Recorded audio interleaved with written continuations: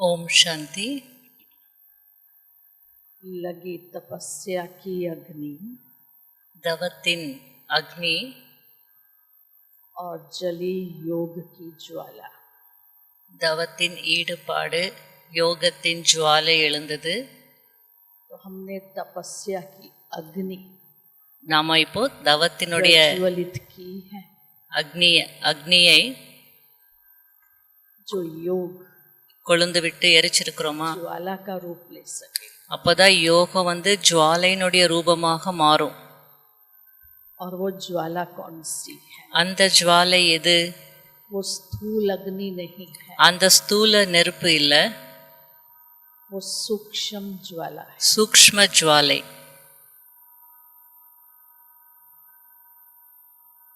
ज्वाला क्या है? दो रूपों में हम उसको देखते हैं। ஜுவாலை என்றால் என்ன? அது ரெண்டு விதமாக பார்க்கலாம். एक ज्वालामुखी पर्वत है, ஒன்று माउंटेन्स। ஜுவாலாமுகி என்றால் எரிமலைகள். ज्वालामुखी पर्वत எப்போ அந்த எரிமலை வெடிக்குமோ, वोल्केनोस एक्सप्लोड होते हैं, बस्ट होते हैं, வால்கனோ எக்ஸ்ப்ளோட் ஆகும்னு சொல்லுவாங்க இல்லையா? तक के एरिया को எத்தனையோ भूत कर देते हैं, மைல்கள் வரைக்கும் எல்லாத்தையும் years and years together। எரிச்சிடும். वो जमीन फर्टाइल नहीं हो सकती। அப்போ எத்தனை வருஷங்கள் ஆனாலும் அந்த பூமி, poisonous gases, lava, அந்த பூமியில விளைச்சல் அப்படின்றதே இருக்காது, பசுமையாகவே ஆகாது. ज्वालामुखी है। அது ஒரு எரிமலை. दूसरा இன்னொன்று पंजाब में பஞ்சாப்ல धर्मशाला एक जगह है, தர்மசாலா அப்படின்னு ஒரு ஊரு. और उस धर्मशाला में அந்த தர்மசாலையில ज्वाला देवी का मंदिर है। ஜுவாலா தேவி என்ற கோவில் இருக்கு. யாருன்னா கேட்டிருக்கீங்களா, கேள்விப்பட்டிருக்கீங்களா? यस, कुछ नहीं सुना है, देखा है, देखा भी, பார்த்திருக்கீங்களா? देखा नहीं है। अब वो ज्वालामुखी देवी का मंदिर, அந்த ஜுவாலாமுகி उसके लिए தேவியினுடைய கோவில்ல ஒரு மதிப்பு இருக்கு. जो वहाँ जाता है उसकी सर्व मनोकामनाएं ஒரு நம்பிக்கை இருக்கு. யாரெல்லாம் அங்க போவாங்களோ அவங்களுடைய மனதின் ஆசைகள் பூர்த்தி ஆயிடும். ज्योति जलती ही रहती है, அங்க அகண்ட ஜோதி எரிந்து கொண்டே இருக்கும். कोई उसमें घी नहीं डालता, तेल नहीं डालता, யாரு அதுல நெய்யோ எண்ணெயோ ஊத்துறது இல்ல, நேச்சுரலாகவே அது எரிஞ்சிட்டே இருக்கும். निकलती ही रहती है। அந்த ஜுவாலை வந்துகிட்டே இருக்கும். उसको ज्वाला देवी बना दिया। அதனால அந்த இடத்துல அம்மன் கோவில் இருக்கு, ஜுவாலா தேவி அப்படின்னு பேர் வச்சுட்டாங்க. பக்தி மார்க்கத்துல பாவனை, மூட நம்பிக்கை. उस धरती के नीचे कुछ केमिकल्स, அதுக்கு காரணம் அந்த பூமிக்கு கீழே சில கெமிக்கல்ஸ் இருக்கு. केमिकल्स की लौ बाहर जलती हुई அப்போ அந்த கெமிக்கல்ஸ் எரியுது, उन्होंने ज्वाला வெளியில ஜுவாலை போல தெரியுது. அதனால அவங்க ஜுவாலா தேவின்னு பேர் கொடுத்து கோவில் கட்டிட்டாங்க அந்த இடத்துல. जिसकी ज्योति सदा निरंतर, யாருடைய ஜோதி சதா நிரந்தரமாக இடைவிடாமே தொடர்ச்சியாக எரிந்து கொண்டே இருக்குமோ, हम आत्माओं की ज्योति जगाई। ஏன்னா பாபா ஆத்மாக்களாகிய நம்முடைய ஜோதியை अंधकार से ஏற்றி வச்சிருக்கிறார்.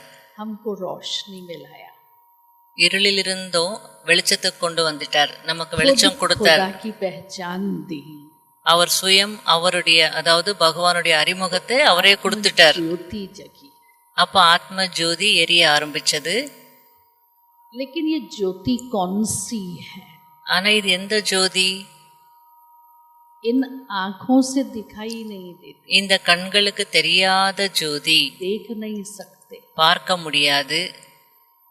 लेकिन उसको हम महसूस ஆனால் அந்த ஜோதியை நம்மால் உணர முடியும், कर सकते हैं, ரியலைஸ் செய்ய முடியும்.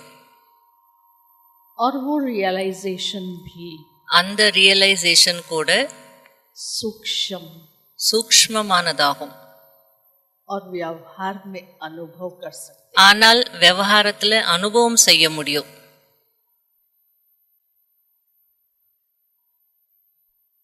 ऐसी वो आत्मिक ज्योति, அப்படிப்பட்ட उसका रूप क्या है? ஆன்மீக ஜோதியினுடைய ரூபம் என்ன?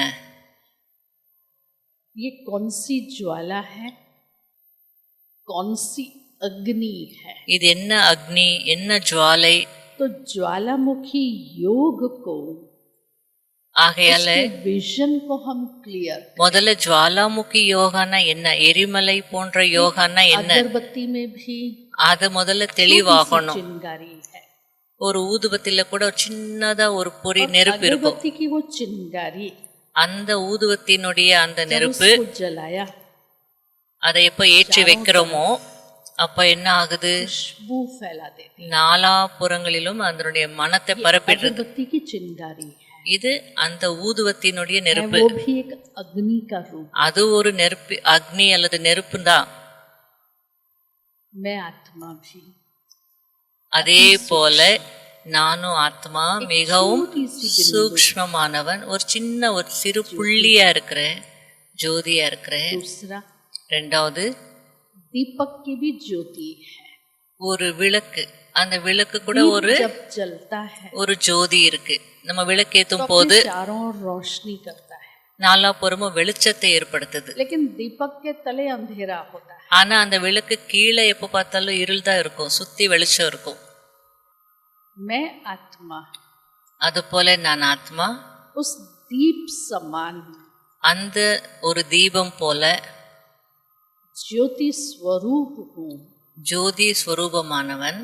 लेकिन खुद ஆனால் जागृत होकर நான் சுயம் अनेकों को जगाती, விழிப்புணர்வுல இருந்து மற்றவங்களையும் चूल्हे की எழுப்புறேன். भी अग्नि होती है, அதே போல அடுப்பு, चूल्हे होते थे, அடுப்பு அந்த காலத்துல, இப்ப கேஸ் எல்லாம் வந்திருக்கு. அந்த காலத்துல அந்த விறகு வச்சு அடுப்பு இருக்கும் இல்லையா, அங்கேயும் தான் அக்னி இருக்கு. दीपक से थोड़ी ज्यादा पावरफुल, தீபத்தை விட அந்த அடுப்பினுடைய நெருப்பு கொஞ்சம் பவர் அதிகம். वो सारी चीजों को पका देती है, அனைத்து அந்த பொருட்களையும் பக்குவமாக்கிடுறது, परिवर्तन कर देती है। ரூபத்தை மாத்திடுறது. मैं आत्मा அது போல நான் ஆத்மா जब निरंतर எப்பொழுது நிரந்தரமாக आत्मिक स्वरूप में हूँ, அந்த ஆத்மஸ்வரூபத்துல இருப்பேனோ, उस चूल्हे की अग्नि के समान அந்த அடுப்பினுடைய நெருப்பு போல तो मेरे भी नाम रूप என்னுடைய कर्तव्य பேர், ரூபம், குணம், கடமை எல்லாம் மாறிடுறது. एक झोपड़ी जलती है,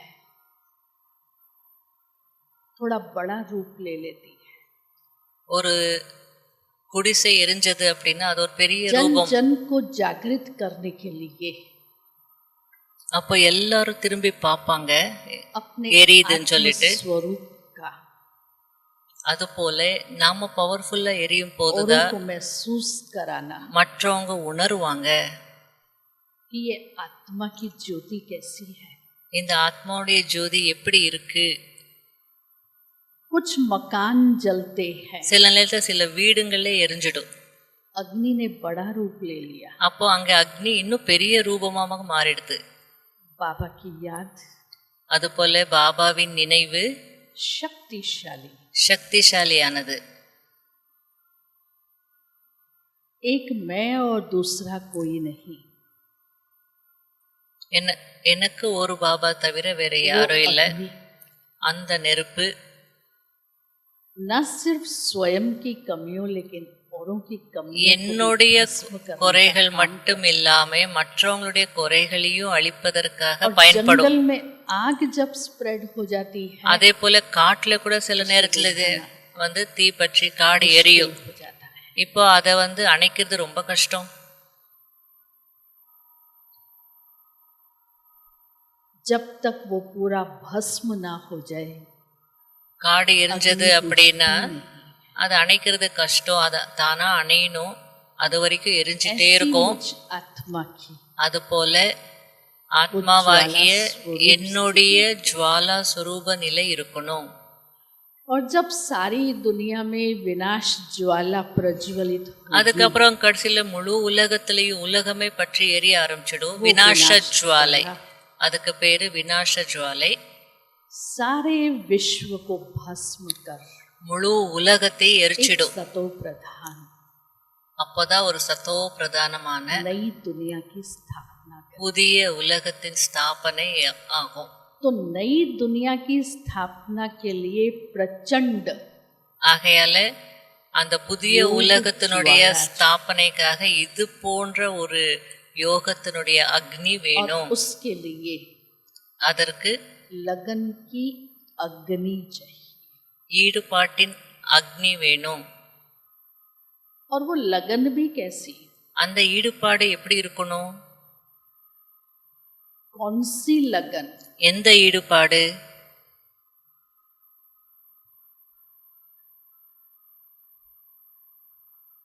लागी लगन जो छूटे नहीं, அந்த பாட்டுல வரும் ஈடுபாடு लाख ஏற்பட்டது, करे कोई कोशिश, ஈடுபாடு ஏற்பட்டு விட்டது, அதுல இருந்து விடுபட முடியாது. யார் मन की எவ்வளோ लगन को कोई मिटा नहीं, எவ்வளோ யார் என்ன முயற்சி செய்தாலும் என்னுடைய மனதினுடைய ஈடுபாட்டை யாரும் குறைக்க முடியாது அப்படின்னு ஒரு பாட்டு இருக்கு. किसी की पढ़ाई में लगन है, சிலருக்கு படிப்புல ஈடுபாடு இருக்கு, किसकी बिजनेस में लगन, சிலருக்கு பிசினஸ்ல ஈடுபாடு இருக்கு, किसकी आर्ट में लगन है, சிலருக்கு அந்த ஆர்ட் किसकी கலையில வந்து legal में लगन है, ஈடுபாடு இருக்கு. और दुनिया में